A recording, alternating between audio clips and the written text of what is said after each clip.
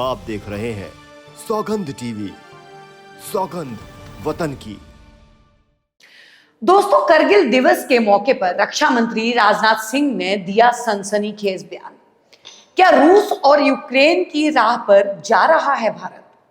नमस्कार दोस्तों, मेरा नाम है आशा शर्मा और आपका स्वागत है हमारे YouTube चैनल सौगंध टीवी में। दोस्तों, बीते दिन करगिल दिवस के मौके पर रक्षा मंत्री राजनाथ सिंह के एक बयान ने देश में खलबली मचा दी है। राजनाथ सिंह ने गर्मजोशी में विजय दिवस के मौके पर सेना के शौर्य का बखान करने की जगह इतना चौंकाने वाला बयान दे दिया, जिसका नतीजा आने वाले समय में देशवासियों को अपने लहू से चुकाना पड़ सकता है। रक्षा मंत्री ने पाकिस्तान को सबक सिखाने के लिए LOC पार करने की चेतावनी दी है। इतना ही नहीं, उन्होंने देश की जनता को युद्ध के लिए तैयार रहने तक के लिए कह दिया। उनके इस बयान के बाद भारत समेत पूरे पाकिस्तान में हड़कंप मच गया। लोगों के कान खड़े हो गए कि क्या सच में भारत आने वाले समय में पाकिस्तान पर अटैक करने वाला है। करगिल दिवस के मौके पर बोलते हुए राजनाथ सिंह का बयान आपको बताएं, उससे पहले यह जानना बेहद जरूरी हो जाता है कि ये बोलने के पीछे उनकी मंशा क्या थी। क्या उन्होंने सच में देश को होने वाले युद्ध की दस्तक दे दी है? वो कहते हैं, मैं देशवासियों को यह विश्वास दिलाना चाहता हूं कि हमने भले ही करगिल युद्ध में LOC पार नहीं किया, इसका यह मतलब नहीं कि हम LOC पार नहीं कर सकते। हम LOC पार कर सकते हैं और जरूरत पड़ी तो भविष्य में LOC पार भी करेंगे। साथ ही राजनाथ सिंह ने यह भी कहा कि हमने कई बार पाकिस्तान के साथ सभी मुद्दों को लेकर हल करने की कोशिश की, लेकिन पड़ोसी मुल्क ने हर बार हमारी पीठ पर छुरा घोंपा। वहीं रक्षा मंत्री के इस बयान के बाद देशवासियों की चिंता बढ़ गई है। बता दें कि देश में पहले से ही मोदी सरकार की छवि पर बड़ी चोट हुई है। विपक्ष लगातार बॉर्डर सुरक्षा के मुद्दे पर सरकार की जवाबदेही मांग रहा है, लेकिन मोदी सरकार की चुप्पी इस बवाल को दिन ब दिन बढ़ा रही है। ऐसे में देश के रक्षा मंत्री का ऐसा बयान आग में घी डालने का काम कर रहा है। भाई, कुछ लोग राजनाथ के इस बयान को चुनावी हथकंडा भी बता रहे हैं, तो कुछ लोगों ने इसे 2019 के पुलवामा हमले से भी जोड़ रहे हैं। जी हाँ, इतिहास गवाह है कि जब भी भारत में आतंकी गतिविधियां हुई हैं, उस समय लोकसभा चुनाव हमेशा सिर पर रहे हैं। चाहे हम करगिल युद्ध देखें या पुलवामा हमला, दोनों दफा देश में आम चुनाव होने थे।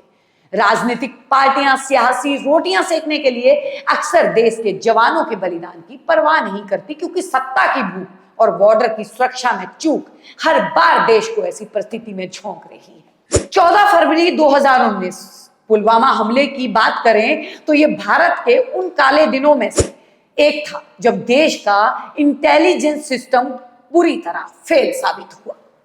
8-10 दिनों तक घाटी में 300 किलो RDX से भरी गाड़ी घूम रही थी और देश के तमाम इंटेलिजेंस ब्यूरो के कान में जूं तक नहीं रहेंगी। यह हमारा नहीं बल्कि जम्मू कश्मीर के तत्कालीन गवर्नर सतपाल मलिक का बयान है। उनके मुताबिक पुलवामा हमले को बड़ी साजिश के तहत इस्तेमाल किया गया। साथ ही रोड को सैनिटाइज भी नहीं किया गया था। सैनिटाइज से हमारा मतलब सैनिटाइज लगाना नहीं है, बल्कि सेना के काफिले के दौरान रोड को खाली रखने से, ताकि काफिले के दौरान कोई भी अन्य गतिविधि काफिले को बाधित ना करे। मलिक ने बताया कि इस यात्रा के दौरान CRPF का काफिला कुल 8 से 9 लेन के होकर गुजरा, लेकिन इस बीच कहीं भी किसी भी लेन पर किसी ऑफिसर की तैनाती नहीं थी।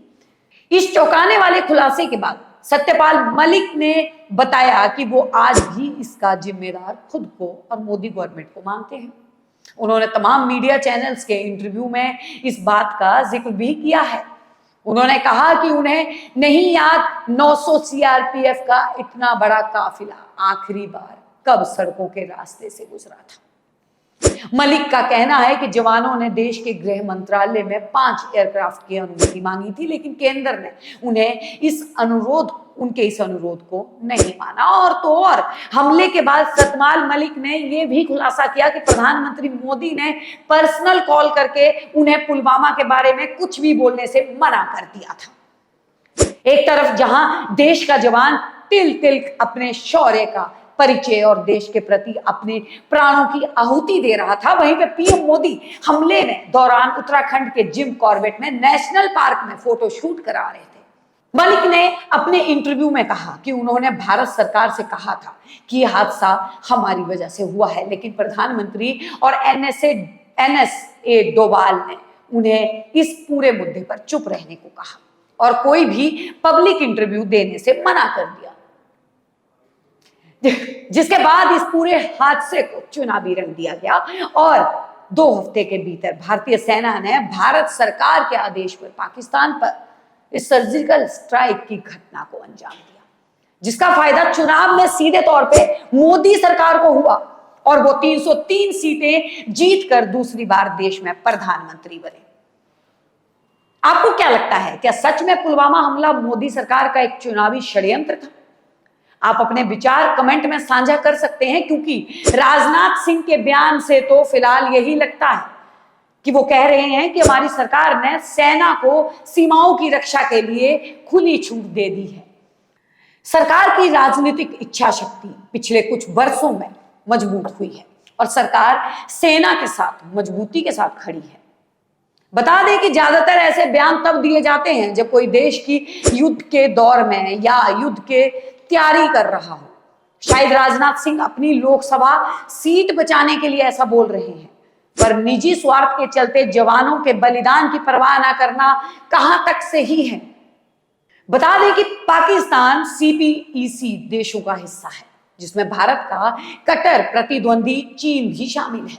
ऐसे में सीपीईसी देशों पर हमला करना संगठन पर हमला करने जैसा है। सीधे शब्दों में कहें तो यदि भारत एलओसी पार करके पाकिस्तान पर हमला करता है तो चीन चुप नहीं रहेगा, जिससे भारत को 2 फ्रंट युद्ध का सामना करना पड़ सकता है। भारत के विदेशी रक्षा सौदे भी इस ओर इशारा कर रहे हैं। हाल ही में पीएम मोदी ने फ्रांस दौरे में भारतीय नौसेना को मजबूत करने के लिए 96 करोड़ की डील करके आए हैं, जिसमें राफेल 26 राफेल फाइटर जेट और 3 स्कॉर्पियन क्लास पगडंबी भी शामिल है। वहीं रक्षा मंत्री के इस बयान के बाद पाकिस्तान हुक्मरानों के भी हाथ पैर फूल गए हैं। पाकिस्तान में इस मुद्दे को लेकर सेना और सरकार के सीनियर लोगों के बीच भी बैठकों का दौर जारी है। पाकिस्तान को लग रहा है कि जिस तरह बार बार भारत पीओके की बात कर रहा है, उसने कोई बड़ी योजना तो नहीं बनाई है। इसके बाद पाकिस्तान के विदेश कार्यालय ने इस पूरे मुद्दे पर आनन फानन में एक बयान जारी करते हुए राजनाथ के इस बयान की कठोर निंदा की है। इतना ही नहीं, पाकिस्तान ने एक कदम आगे बढ़ाते हुए भारत को ललकार दिया। इस्लामाबाद में विदेश कार्यालय ने कहा कि युद्ध भड़काने वाली बयानबाजी शांति एवं स्थिरता के लिए खतरा है। पाकिस्तान किसी भी आक्रामकता के खिलाफ अपनी रक्षा करने में पूरी तरह सक्षम है। उधर राजनाथ सिंह के इस बयान के बाद देश की मेन लाइन मीडिया तो नहीं, पर सौगंध टीवी जरूर रक्षा मंत्री जी से इस सवाल पूछना चाहता है कि आप मान सम्मान बरकरार रखते हुए एलओसी पार करने के लिए तैयार हैं। लेकिन रक्षा मंत्री जी, 1948 के बाद एलओसी पर तो कोई अतिक्रमण नहीं हुआ। अतिक्रमण तो चीन सीमा एलएसी पर 1962 और 2020 में हुआ, उस पर आप कब बोलेंगे? चलिए इसी सवाल के साथ हम आप सभी को छोड़े जाते हैं और देखते हैं कि देश के रक्षा मंत्री इस मुद्दे पर कब खुलकर बोलते हैं। साथियों, वीडियो अगर पसंद आया हो तो ज्यादा से ज्यादा लोगों तक इसे शेयर करें, लाइक करें, हमारे चैनल को सब्सक्राइब कर लें। फिर मिलूंगी, तब तक के लिए मुझे दीजिए इजाजत। नमस्कार। आप देख रहे हैं सौगंध टीवी, सौगंध वतन की।